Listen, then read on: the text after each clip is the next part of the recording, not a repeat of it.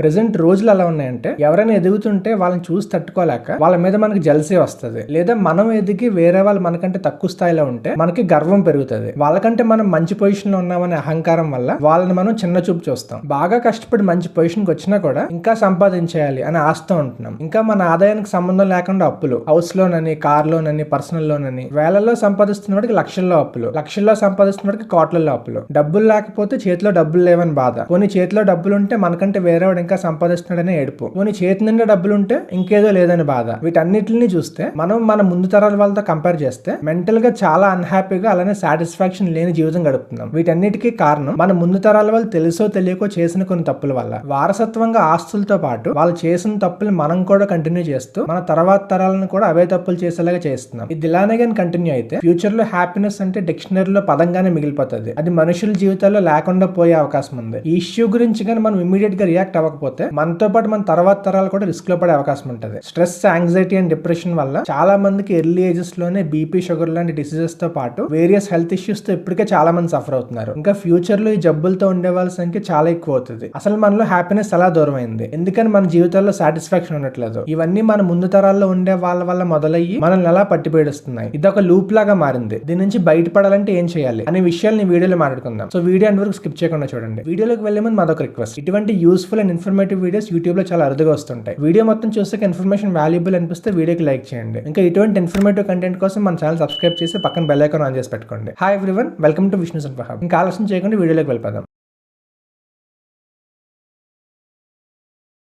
Present పరిస్థితి ఎలా ఉందంటే ఎవరైనా లైఫ్ లో సక్సెస్ అయ్యారా లేదా అనే విషయాన్ని జడ్జ్ చేయాలంటే స్టాండర్డ్ ఆఫ్ లివింగ్ ని బేస్ చేసుకొని చెప్తున్నారు. బ్రాండెడ్ ఐటమ్స్ ఉన్నాయా, కాస్ట్లీ ఫోన్ వాడుతున్నామా, లగ్జరియస్ హౌస్ లో ఉంటున్నామా, కాస్ట్లీ కార్స్ వాడుతున్నామా, పెద్ద పెద్ద ప్రాపర్టీస్ ఉన్నాయా, ఇవన్నీ ఉంటే లైఫ్ లో సక్సెస్ అయినట్టు సొసైటీ స్టాంప్ వేస్తుంది. ఇవన్నీ ఉంటేనే మనకంటూ ఒక వాల్యూ ఉంటుంది, సొసైటీలో గుర్తింపు ఉంటుంది అని చాలా మంది ఫీల్ అవుతున్నారు. వీటన్నిటికీ డబ్బులు కావాలి. డబ్బులు కావాలంటే నువ్వు సంపాదిస్తున్న వాడు అయి ఉండాలి. ఎక్కువ మంది సంపాదించడానికి చూసే మార్గం జాబ్. మంచి జాబ్ రావాలంటే పెద్ద కాలేజ్ లో చదివేవాడు అయి ఉండాలి. పెద్ద కాలేజ్ లో సీట్ రావాలంటే ఎంట్రన్స్ ఎగ్జామ్స్ లో మంచి ర్యాంక్ రావాలి. ఎంట్రన్స్ లో మంచి ర్యాంక్ రావాలంటే ఫ్రీ చైతన్య, పారాయణ లాంటి కాలేజెస్ లో కోచింగ్ తీసుకొని ఉండాలి. అంతవరకు వెళ్ళాలంటే స్కూల్లో మంచి స్టూడెంట్ అయి ఉండాలి. ఇవి సొసైటీ దృష్టిలో సక్సెస్ అవ్వాలంటే ప్రతి స్టేజ్ లో ఉండవలసిన క్వాలిటీస్. ఇలా చిన్న వయసు నుంచే ఒక వ్యక్తి సక్సెస్ అవుతాడా లేదా అనే విషయాల్ని స్కూల్లో మార్క్స్ నుంచి చచ్చే వరకు ప్రతి స్టేజ్ లో జడ్జ్ చేస్తూనే ఉంటారు. ఇది ప్రస్తుతం మనం ఉంటున్న పరిస్థితి. మనల్ని మంచి పొజిషన్ లో చూడాలనేది మన పేరెంట్స్ కల. దానికోసం మనల్ని ప్రతి స్టేజ్ లో సపోర్ట్ చేస్తూనే ఉంటారు. రిలేటివ్స్ గానీ వేరే వాళ్ళు గానీ మన పేరెంట్స్ తో గానీ మనతో గానీ మాట్లాడితే ఫస్ట్ అడిగే క్వశ్చన్ ఏంటంటే మీ అబ్బాయి ఏం చేస్తున్నాడు, ఎలా చదువుతున్నాడు, ర్యాంక్ ఎంత వచ్చింది. ఇటువంటి క్వశ్చన్స్ ని బాగా చదివే స్టూడెంట్ దగ్గర గానీ లేదా వాళ్ళ పేరెంట్స్ దగ్గర కానీ చెప్తే ప్రాబ్లం రాదు. పొరపాటు నా అబ్బాయి కానీ సరిగ్గా చదవకుండా యావరేజ్ స్టూడెంట్ అయ్యి ఉంటే అక్కడ అసలైన ప్రాబ్లం మొదలవుతుంది. మన ఫ్యామిలీలోనే నీతో పాటు ఒక అబ్బాయి చదువుతున్నాడు, తనకి నీకంటే మంచి మార్క్స్ వస్తున్నాయి, నీకంటే మంచి ర్యాంక్ వస్తుంది. ఈ రోజుల్లో పిల్లలంటే ఎలా ఉన్నారు, నువ్వెలా ఉన్నావో చూడు, ఇలా వేరే వాళ్ళతో కంపేర్ చేసి అది ఇది చెప్తుంటారు. పేరెంట్స్ కూడా ఇవన్నీ చూసి వాళ్ళ పిల్లలు ఎక్కడ వెనకపడిపోతారనే భయంతో మోటివేట్ చేయాలని వాళ్ళని చూసి నేర్చుకో, వీళ్ళని చూసి నేర్చుకో, వాళ్ళలాగా చదవాలి, వీళ్ళలాగా చదవాలి అని ఇన్స్ట్రక్షన్స్ ఇస్తుంటారు. అది పిల్లల్లో ఎలా మారుతుంది అంటే వాడికంటే ఎక్కువ మార్క్స్ తెచ్చుకుంటే మా పేరెంట్స్ హ్యాపీ అవుతారు, మా రిలేటివ్స్ ఇంప్రెస్ చేసేవాడిని అవుతాను అని వేరే వాడికంటే ఎక్కువ మార్క్స్ తెచ్చుకోవాలని ప్రయత్నిస్తాడు. ఒకవేళ ఎవరితో అయితే పోటీ పడుతున్నాడో వాళ్ళకంటే ఎక్కువ మార్క్స్ తెచ్చుకోలేకపోతే ఆ ఎదుటి వాడి మీద జలసి మొదలవుతుంది. ఈ విషయాల వల్ల చిన్న వయసు నుంచి పిల్లల్లో కంపారిజన్, కాంపిటీషన్ మొదలయ్యి వీటి ద్వారా జలసి, ఈగో లాంటివి లైఫ్ లో భాగం అయిపోతున్నాయి. ఇవన్నీ దాటుకుని ఎడ్యుకేషన్ పూర్తయ్యాక అసలైన చాప్టర్ మొదలవుతుంది. జాబ్ రాకపోతే ఇంకా జాబ్ రాలేదేంటి, నీతో పాటు ఉండే ఫ్రెండ్స్ గానీ మన ఫ్యామిలీ వాళ్ళ గానీ చాలా మంది జాబ్ తెచ్చుకుని సెటిల్ అయ్యారు, నువ్వు ఇంకా ఎలానే ఉండిపోయావేంటి, పోనీ ఏదో కష్టపడి జాబ్ వచ్చాక శాలరీ ఎంత, కంపెనీ ఏంటి, వాళ్ళు నీకంటే మంచి కంపెనీలో చేస్తూ ఇంకా ఎక్కువ సంపాదిస్తున్నారు, ఆ కంపెనీలో పని చేస్తూ హౌస్ కొనుక్కున్నారు, కార్ కొనుక్కున్నారు, నువ్వు ఇంకా ఇలాగే ఉన్నావు, నువ్వు కూడా కంపెనీ మారొచ్చు కదా, ఇలాంటి మాటలు ఎక్కువ వినిపిస్తాయి. ఇవన్నీ చూసి సొసైటీలో నాకు కూడా వాల్యూ ఉండాలంటే నేను కూడా కార్ కొనుక్కోవాలి, నేను కూడా పెద్ద హౌస్ కట్టుకోవాలి అనే మైండ్ సెట్ లోకి వెళ్తారు. దానివల్ల ఏమవుతుందంటే వాళ్ళ ఆదాయానికి సంబంధం లేకుండా అప్పులు చేయడం మొదలు పెడతారు. ఆ తర్వాత తీసుకున్న లోన్స్ కి ఈఎంఐస్ కట్టలేక చిరాకు, కోపం, ఫ్రస్ట్రేషన్ ఇవన్నీ మన లైఫ్ లో వచ్చి మన హ్యాపీనెస్ ని దూరం చేస్తుంది. సొసైటీ నుంచి చూస్తే అంత అందంగా కనిపిస్తుంది, మంచి హౌస్, మంచి కార్, లగ్జరీ ఐటమ్స్, కానీ మన లోపల నుంచి చూస్తే ఏముండదు, నథింగ్. ఇవన్నీ చూడడానికి ఎలా ఉంటాయంటే పైన పటారం, లోన లటారం. అప్పుడు మన ఫైనాన్షియల్ పొజిషన్ వల్ల, మన స్ట్రెస్ వల్ల తిరిగి మళ్ళీ మన ముందు తరాల వాళ్ళు చేసిన తప్పులే మన పిల్లల మీద రుద్దుతాం. అప్పుడు మనం కూడా మన పిల్లల్ని వేరే వాళ్ళ పిల్లలతో కంపేర్ చేయడం మొదలు పెడతాం. ఎలా అయితే మనం ఈ ట్రాప్ లో పడిపోయామో ఫ్యూచర్ లో మళ్ళీ మన పిల్లలు అదే ట్రాప్ ని కంటిన్యూ చేస్తూ వాళ్ళ ముందు తరాల వాళ్ళకి కూడా పంచుతూ ఉంటారు. ఈ సైక్లిక్ లూప్ ని బ్రేక్ చేయాలంటే చేయాలంటే ముందు మన ఆలోచన మారాలి. ఇంకా మనం ఎదుటి వారితో మాట్లాడే మాట తీరు కూడా మారాలి. మనం ఉన్న వాటితో ఎలా తృప్తి చెందాలి అనే విషయమే దృష్టి పెట్టాలి. లేని వాటి కోసం ఆరాటపడడం మానేయాలి. సరిగ్గా దృష్టి పెడితే మనం ఉన్న దాంట్లోనే హ్యాపీనెస్ కనిపిస్తుంది. దీని అర్థం లైఫ్ లో ఏం సాధించకుండా ఉన్నదాంతో అడ్జస్ట్ అయిపోవాలని కాదు. లైఫ్ లో ఏదో ఒకటి సాధించాలి. కానీ ఆ సాధించాలి అనే ఆలోచన మన కోసం, మన మనస్సు నుంచి స్వచ్ఛందంగా మన అవసరం కోసం రావాలి. కానీ ఎదుటి వాళ్ళు మనకంటే ఎక్కువ సాధించారు కదా, మనం వాళ్ళకంటే ఎక్కువ సాధించాలి అనే జలస్తో రాకూడదు. మనకి తిరగడానికి కార్ అవసరం ఉండొచ్చు, ఆ అవసరం వల్ల కార్ కొనాలి. కానీ మన పక్కింటి వాడి దగ్గర ఆడి కార్ ఉంది, అందుకని వాడి కార్ కి నెక్స్ట్ మోడల్ ఆడి కార్ తీసుకోవాలి అనే ఆలోచన రాకూడదు. మనం మనశ్శాంతిగా ఉండడానికి ఇల్లు కావాలి, అంతేగాని పక్కింటి వాడు 3 floors బిల్డింగ్ కట్టాడు, సో మనం వాడికంటే గొప్పగా 4 floors కట్టాలి అనే ఆలోచనతో ఇల్లు తోట రాకూడదు. మన ముందు ఎవరైనా మంచి స్థాయికి ఎదుగుతుంటే వాళ్ళని మనస్ఫూర్తిగా అభినందించాలి, అంతేగాని వాళ్ళని చూసి అసూయపడకూడదు. వాళ్ళ స్థాయికి వెళ్ళడానికి పడ్డ కష్టం చూసి ఇన్స్పైర్ అవ్వాలి, కానీ మనం వాళ్ళకంటే మంచి పొజిషన్ లోకి వెళ్ళాలి అనే పోటీతో ప్రయత్నించకూడదు. మన కష్టం, మన ప్రయత్నం మన కోసం మాత్రమే ఉండాలి. మనతో మనకే పోటీ ఉండాలి, కానీ వేరే వాళ్ళతో కాదు. ఇటువంటి విషయాల్లో పిల్లలు కూడా చెప్తూ ఉండాలి. పిల్లలకి మార్క్స్ తక్కువ వస్తే ఎవరికైతే మార్క్స్ ఎక్కువ వచ్చాయో వాళ్ళని చూసి నేర్చుకో అని చెప్పేదానికంటే అసలు మార్క్స్ ఎందుకు తక్కువ వచ్చినాయి ఆలోచించాలి. వేరే వాళ్ళతో పోటీ పడడం కోసం చదవడం కాదు, నీ కోసం నువ్వు చదవాలి. చదవడం వల్ల ప్రపంచానికి నువ్వు పరిచయం అవుతావు. కొత్త విషయాలు తెలుసుకుంటూ నువ్వు కష్టపడి చదువు, ఆటోమేటిక్ గా మార్క్స్ అవే ఎక్కువ వస్తాయి. నీకంటే వాళ్ళకి మార్క్స్ ఎక్కువ వచ్చాయి కదా అని జలస్ ఫీల్ అవ్వకు. తన టాలెంట్ తందు, నీ టాలెంట్ నీది. నువ్వు బాగా చదువుతావు నమ్మకం నాకు ఉంది. సో ఇప్పుడు కష్టపడి లాస్ట్ టైం వచ్చిన మార్క్స్ కంటే నెక్స్ట్ టైం మంచి మార్క్స్ తెచ్చుకోవడానికి ట్రై చేయి అని ఈ రకంగా మోటివేట్ చేస్తూ ఉండాలి. ఇలా చిన్నప్పటి నుంచి పిల్లల్ని డిమోటివేట్ చేసేలాగా కాకుండా వాళ్ళని ఎంకరేజ్ చేసే విధంగా పాజిటివ్ మాటలు చెప్తూ ఉంటే వాళ్ళ మైండ్స్ లో జలసీ, ఈగో ఇటువంటి నెగిటివ్ థాట్స్ రాకుండా ముందు జాగ్రత్త పడే వాళ్ళం అవుతాం. ఏ మనిషికైనా నెగిటివ్ థాట్స్ రావడం సహజం. ఎవరు కూడా 100% పాజిటివ్ ఉంటారని గ్యారంటీ లేదు. కానీ ఈ నెగిటివ్ థాట్స్ ని ఎంతవరకు బయట పెట్టకుండా కంట్రోల్ చేస్తూ పాజిటివ్ గా ఆలోచిస్తాం అనే దాని మీద ఆధారపడి ఉంటది. ఈ పాజిటివ్ థింకింగ్ అనేది ఒకేసారి వచ్చేది కాదు. చాలా ప్రాక్టీస్ చేస్తూ మన మైండ్ ని కంట్రోల్ లో పెట్టుకొని ఒక ఎక్సర్సైజ్ లాగా ఫాలో అవ్వాలి. అలా కంటిన్యూగా చేస్తూ ఉంటే మనలో కూడా లాంగ్ టర్మ్ లో పాజిటివ్ థింకింగ్ గ్రో అవుతుంది. ఎప్పుడైతే మనందరం ఇలా